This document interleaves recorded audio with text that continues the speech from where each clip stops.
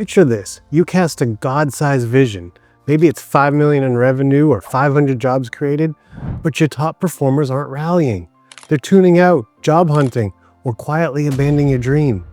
Here's the brutal truth. It's not your strategy, not your capital, not even your work ethic. It's influence. That one force that makes people follow you, not because they have to, but because something in them can't resist. Jesus called fishermen mid-shift. There were no salary negotiations, no signing bonuses. They simply dropped their nets and walked away. John Maxwell built this into a leadership law that transformed Fortune 500 companies. And when I deploy it with clients, 200% engagement spikes and revenue surges they swear are miraculous. But here's the gut punch.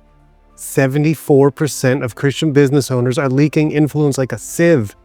They're micromanaging, they're people-pleasing, or hiding behind servant leadership while their best people walk out the door. I'm Tyler, and this is Mission Driven Profits. Today we're cracking open the law of influence through Jesus' model of authentic authority. You'll audit your influence gaps, deploy battle-tested tactics, and watch momentum explode, all without compromising your faith. By the end, you will understand why leadership is influence, nothing more and nothing less. So let's go. Real quick, if you're a business owner hungry for frameworks that actually work, hit the subscribe right now. Your subscription helps me keep this content completely free while we're building up a community of faith-driven leaders who just refuse to plateau. And drop a comment. What's your biggest influence struggle right now?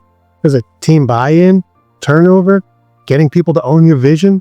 Let me know, because I read every single one of them, and your question might shape the next episode. So now let's dive in. Here's a stat that will hit you like a freight train. Gallup reports 85% of employees worldwide are disengaged, and that's costing us $8.8 trillion in lost productivity. 67% of Christian owners battle chronic team buy-in issues that stall their growth between that 2 million and 5 million in revenue. Bain & Company studied 1,500 plus firms and found that 76% of these plateaus traced to the eroded influence. So enter the faith leader's influence trap. We've mastered servant-heartedness from Philippians 2, but we've twisted it into conflict-dodging niceness that kills momentum. We whisper visions instead of wielding them. We measure success by harmony, not the harvest. I coached a $3.8 million e-commerce CEO. He was a godly guy, but he had 40% turnover. Our influence audit revealed he equated leadership with popularity. He was avoiding tough feedback, and his higher performers felt leaderless and innovation flatlined. Then we deployed Maxwell's law of influence through the lens of how Jesus led. True leadership has nothing to do with your title or position on an org chart. It's about the ability to inspire people to follow you willingly. Not because they're required to, but because they want to. 15 months later, his turnover dropped 85% and his revenue jumped. Why? Because Jesus never commanded obedience from a throne. He won hearts through authentic relationship. When Christian leaders follow his model, results don't just add up, they multiply. Influence isn't something you're born with, it's something you build. It's biblical, it's learnable, and it's the key that unlocks the growth you've been praying for. John Maxwell nails it. Leadership is influence, nothing more and nothing less. Your level of influence directly determines how fast your team moves. You have low influence, your team drags their feet, second guesses every decision, and your vision stalls. If you have high influence, your team runs ahead of you, innovates without your permission, and multiplies everything you do. Maxwell breaks this influence into 5 pillars, and I've mapped them to Jesus' playbook. In pillar 1, this is the integrity pull. This is your character as the foundation of influence. Proverbs 11:3 says, integrity guides the upright. But here's what this means practically. When you promise a deadline, do you hit it? When you ask your team to sacrifice, are you sacrificing too? Your team is watching everything. If your actions don't match your words, then trust collapse. And without trust, you'll have zero influence. So do a quick self-diagnostic. Does your team hear you say one thing in meetings but see you do something completely different behind closed door? That gap is where your influence leaks. The second pillar is relational magnet. Influence flows through genuine relationship, not transactions. Jesus didn't just teach the disciples, he lived with them. He dined with outcasts that society rejected. He wept with friends in their grief.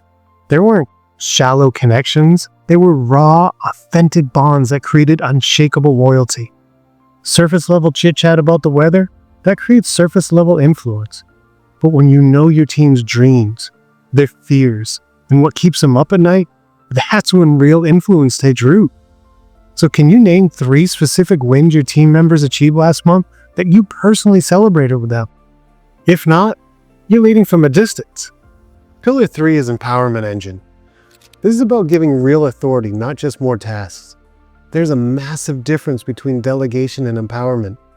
Delegation says, do this my way. Empowerment says, here's the outcome we need. Now own how you get there. Gallup research proves that empowered teams outperform micromanaged teams by 21%. When Jesus sent out the 72 in Luke 10, he didn't give them a detailed script.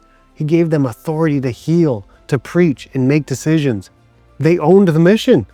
They came back transformed. The brutal truth is, every time you micromanage, you're not just slowing down your team, you're capping your own growth ceiling. Pillar 4 is the communication current. This is about clarity that energizes and mobilizes people. Vague vision creates vague results. When your team leaves a meeting confused about priorities, you've communicated poorly. Jesus mastered communicating through parables. These are simple stories that painted vivid pictures that people remember for 2,000 years. You know, the prodigal son, the good Samaritan, the sower and the seed. They were crystal clear and unforgettable. Your team needs the same clarity. Where are we going? Why does it matter? What's my role in getting there? Think about your last team meeting. Did people leave fired up and focused? Or did they leave foggy and confused? Your communication creates a current that either powers the movement or shorts out momentum. And the 5th pillar is results ripple. Influence isn't built on what you say, it's built on what you deliver. Empty promises destroy credibility faster than anything else.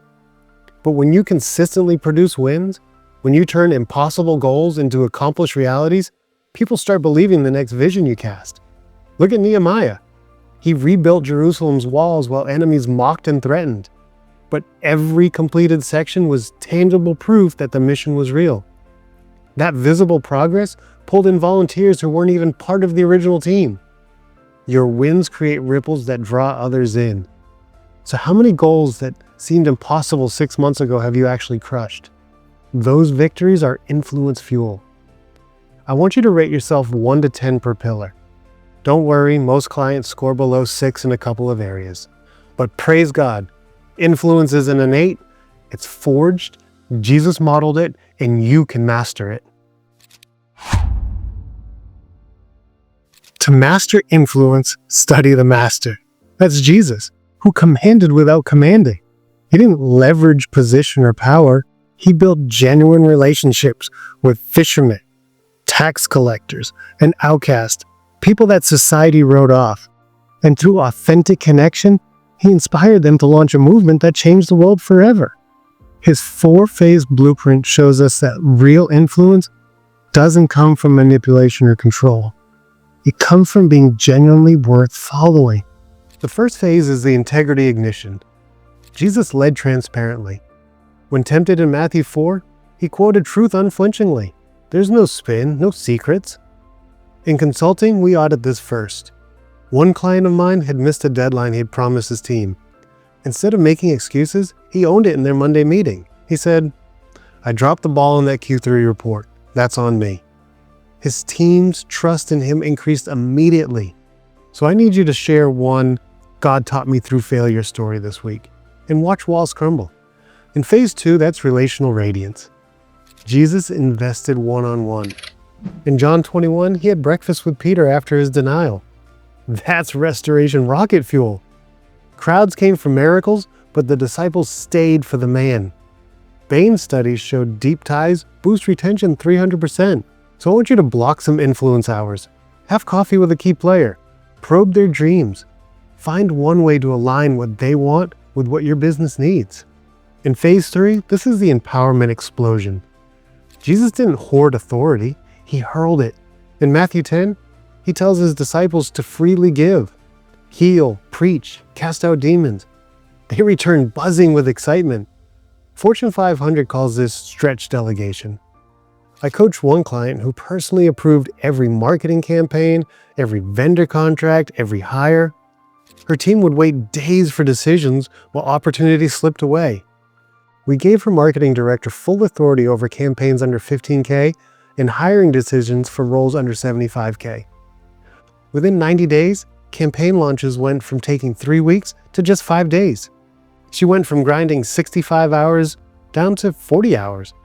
And her team moved faster than ever without her. So try to delegate one high-stakes decision this week. Model it, co-do it, and release it.